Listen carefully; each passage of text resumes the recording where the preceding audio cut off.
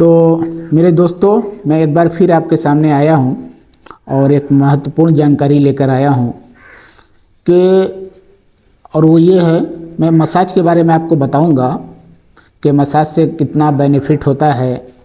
बहुत सारे डॉक्टर लोग आपको मसाज नहीं भी बताएंगे, ज़्यादातर आयुर्वेदिक में तो बताएंगे। और जो कि मसाज हमारे जीवन का एक बहुत महत्वपूर्ण कार्य रहा है, एक क्रिया रहा है जो हमारे आदिकाल प्राचीन काल से मसाज का सिलसिला चलता आया है। पर इसके बारे में मैं बहुत सारी अलग अलग जानकारी है, कोई क्या बोलेगा, कोई कुछ भी बोल देगा।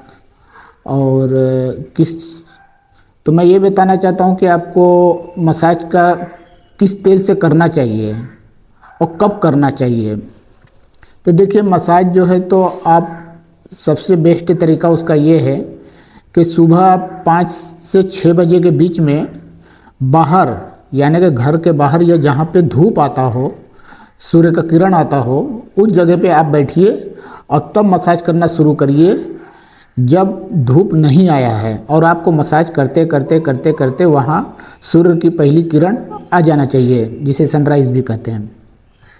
ये बड़ी पुरानी परंपरा है। आप गांव खेड़े में भी देखे होंगे कि माँ अपने बच्चों को मसाज वसाज करती थी तो धूप में बैठ के करती थी, सुबह सुबह करते थे। तो इसका बेनिफिट इतना ज़्यादा है क्योंकि पहली किरण में आपका धूप में रहेगा तो आपको विटामिन डी मिलता रहेगा, इससे बहुत बड़ा बेनिफिट है। फिर आपको रात में करना चाहिए। रात में और सुबह में करने में कम से कम 40% का अंतर पड़ जाएगा।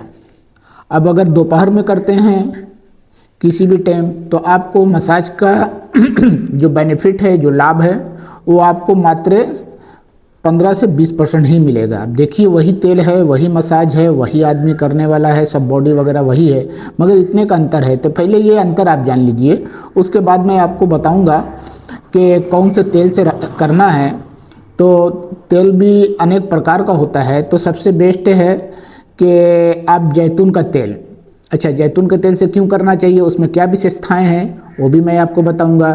तो जैतून के तेल में अनेक विशेषताएं हैं। उसका मेन विशेषता ये है कि ओमेगा 3 फैटी एसिड उसमें पाया जाता है। तो अच्छा, ये ओमेगा 3 फैटी एसिड होता भी क्या है, ये भी जान लीजिए। ये वो होता है कि जैसे 3 प्रकार का वसा कहते हैं चर्बी को। तो हमारे बॉडी में 2 तरह का ब्लड होता है, यानी खून। एक रेड होता है, एक वाइट होता है। तो हमारे बॉडी का निर्माण जो करता है, जो हमारे रिकवर करता है, कहीं कट गया, कहीं कुछ भी हो गया, चोट आ गया, उसको रिकवर करने में सबसे ज़्यादा हमारे वाइट खून का योगदान होता है। तो ये उसमें पाया जाता है। तो इसी से समझ लीजिए कि जैसे एक स्टेम सेल होता है, हमारे बॉडी में स्टेम सेल ही हमारे बॉडी को निर्माण करता है, नया नया लाता है। बार झड़ गया दूसरा आता है, त्वचा खराब हो गया फिर दूसरा आता है। तो ये जो है तो हमारे स्टेम सेल का खेल होता है पूरा।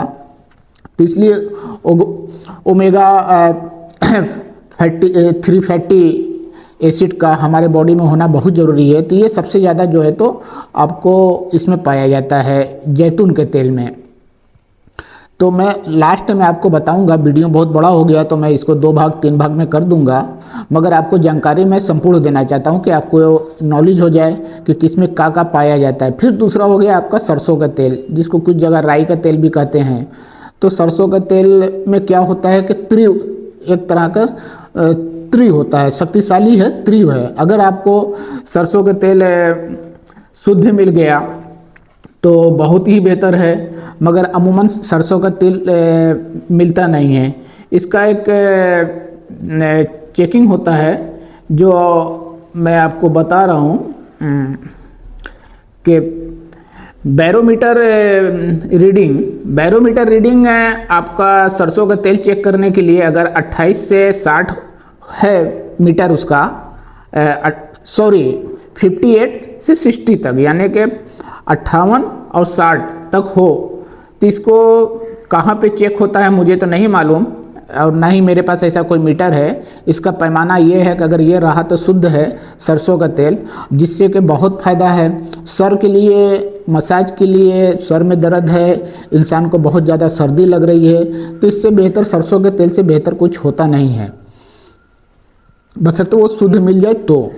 अब जैसे नाक में प्रॉब्लम है, सर्दी लग गया है, गले में दर्द हो रहा है, नाक में प्रॉब्लम है, आपको बार बार छींक आ रहा है, सर्दी हो गया, तो इसको गर्म करके भी लगाने से ये सरसों का तेल इस जगह पर सबसे ज़्यादा बेनिफिट है, आपको मांसपेशी को भी मजबूत करता है। अब आते हैं हम तिल्ली के तेल में, क्योंकि मैं बहुत विस्तार से मैं बताऊंगा तो वीडियो बहुत बड़ा हो जाएगा, तो थोड़ा शॉर्टकट में बताता हूँ। आपको कोई प्रॉब्लम रहा तो मेरे से कमेंट द्वारा भी पूछ सकते हैं। तो अब मैं आता हूँ तिल के तेल में। तो तिल का तेल एक तरह का तेलों में एक चौधरी टाइप का है, जैसे प्रधान कहते हैं, चौधरी कहते हैं ना। इसके अंदर थोड़ा थोड़ा बहुत सारा गुण पाया जाता है। ये नस को भी मजबूत करता है, मांसपेशी को भी करता है, और बहुत सारा कार्य ये करता है। अच्छा, मैं जैतून के तेल का बारे में थोड़ा महत्वपूर्ण बात नहीं बताया आपको, कि जो हमारे हृदय गति होता है उसके लिए जैतून का तेल बहुत बेस्ट है। और आपके स्किन जो होता है, इसके सुंदरता, स्किन की सुंदरता के लिए भी जैतून का तेल जो है तो बहुत महत्वपूर्ण होता है, चिकना चमकदार ये सब लाने के लिए, और त्वचा काला नहीं होता है। तो ये जैतून के तेल का ये विशेषताएं होती हैं। और ये थोड़ा थोड़ा जो है तिल के तेल में सभी चीज़ पाया जाता है, तो तिल का तेल भी बहुत अच्छा है। तो मैं अब थोड़ा सा मैं बताता हूँ आपको नीलगिरी के तेल के बारे में। नीलगिरी का तेल अमूमन साउथ में पाया जाता है। अगर आपको ओरिजिनल मिले तो ही उसको यूज करिए। वो कई चीज़ में फ़ायदा करता है। सबसे ज़्यादा पेट में दर्द हो रहा है, बहुत ज़्यादा सर्दी है, आपको गले में दर्द हो रहा है, आपको कान में दर्द हो रहा है, तो बहुत जगह उसको यूज कर सकते हैं। तो मैं लास्ट में आपको बताऊंगा कि कौन सा तेल कैसे यूज करना है। तो तेल का यूज का मैटर ये है कि आप कोई ऑनलाइन वगैरह से ज़्यादा तेल मंगवाइए मत। मेन तेल तो अपने घर पे बनवा लीजिए। तो वो बताने का विधि मैं बता रहा हूँ, और वो अपने घर पे ही बना लीजिए। और बनाइए तो सिर्फ तिल्ली के तेल में ही बनाइए। बाकी तेल उसमें मसाज करते समय या मसाज करने से पहले भी आप बना के उसमें मिक्स करके रख सकते हैं। आपको पहले मिक्स करने की ज़रूरत नहीं है। तो आप देखिए, मैं कुछ सामान यहाँ पर रखा हुआ हूँ आपको बताने के लिए। ये है जायफल। पहले आप एक सामान देख लीजिए। जायफल हो गया, ये हो गया लौंग, लौंग हो गया, ये जावित्री है जो आप बिरयानी वगैरह सब्जी वगैरह में भी छोड़ा जाता है। तो ये आप ले लीजिए। ये है आपका मेथी, मेथी हो गया। ये आपका हो गया कलौंजी, जो सब्जी वगैरह में भी छोड़ा जाता है कलौंजी, ये कलौंजी हो गया। ये हो गया रतन जोत की लकड़ी। ये इसमें देखिएगा सावधानी से, अमूमन ये 99% डुप्लीकेट ही मिलता है। तो आप गांव के हैं या ऐसे एरिया यूपी वगैरह के हैं तो आप उसको खोज सकते हैं। अगर आपको पहचान है, ये जो है तो ज़रा कड़ा होना चाहिए। ये पत्ती है, तो ये ओरिजिनल मैं इसको नहीं मानता हूँ। आप कोशिश करिएगा ओरिजिनल लेने की। ये आप ले लीजिए। फिर आपका ये हो गया लहसुन। आप चाहें तो इसमें थोड़ा हल्दी भी मिला सकते हैं, जो मैं लिया नहीं हूँ। घाट वाला हल्दी होना चाहिए, पाउडर नहीं होना चाहिए, जो कि मैं इस समय है नहीं। अब 1 लीटर तेल है, 1 लीटर तिल्ली का तेल आप ले लीजिए। तो मैं 1 लीटर का ही पैमाना बता रहा हूँ। ऐसे ये आधा लीटर का बॉटल है। तो 1 लीटर का में आप कितना लेंगे? तो 1 लीटर में आप 100 ग्राम लहसुन लेंगे, 20 ग्राम लौंग लेंगे, 25 ग्राम जावित्री लेंगे, 25 ग्राम मेथी लेंगे, 20 ग्राम ये मंगरैला लेंगे, और 30 ग्राम जो है तो आप इसमें लकड़ी डालेंगे रतन जोत की। और आप जो है तो 50 ग्राम से 100 ग्राम भी ले सकते हैं, लहसुन ले सकते हैं। जैसे मौसम अगर गर्म का हो तो ज़रा लहसुन कम लीजिएगा, अगर ठंडे का मौसम हो तो लहसुन ज़्यादा लीजिएगा। ये सब को मिला के आप इसको कुच लीजिए, यानी कि तोड़ दीजिए, इसको पीस पीस कर दीजिए, ज़्यादा पाउडर नहीं करने का। और उसमें तिल्ली के तेल में मिला के आप पका लीजिए। तो कितना तेल? ये 1 लीटर तेल का पैमाना हो गया। अब इसको पकाइए। पकाते पकाते अब इतना पका दीजिए कि कम से कम आप मान लीजिए कि 1 लीटर है तो उसमें से पौना लीटर बचे, यानी कि 250 ग्राम आप उसमें से माइनस हो जाना चाहिए, पकते पकते जल जाना चाहिए। फिर उसको आप उतार दीजिए। उतारने के बाद आप क्या करिए कि उसके बाद 1 लीटर फिर उसमें जैतून मिलाइए, जैतून का तेल। आधा लीटर उसमें नारियल का तेल मिला दीजिए उसी ऑयल में। और फिर थोड़ा, यानी अगर आपको नीलगिरी का तेल मिल रहा है तो एक 100 ग्राम नीलगिरी का तेल मिला दीजिए, ये हो गया। फिर सरसों का तेल मिला दीजिए, आधा लीटर मिला दीजिए। अगर आपके पास आवश्यकता या आपका जाने सक्षम हो तो सीसी आता है अंबर का सीसी 10 ग्राम तेल ओरिजिनल मिल जाएगा आपको ऑनलाइन, वो भी उसमें मिला दीजिए। फिर उसके बाद मसाज करिए। अगर किसी के बॉडी में सुन्न है, यानी जैसे मैं पैरालाइज पेशेंट हूँ, तो ऐसे बहुत सारे लोग हैं और मैं सभी के लिए बता रहा हूँ, खाली पैरालाइज के लिए नहीं बता रहा हूँ, स्पाइन वाले के लिए।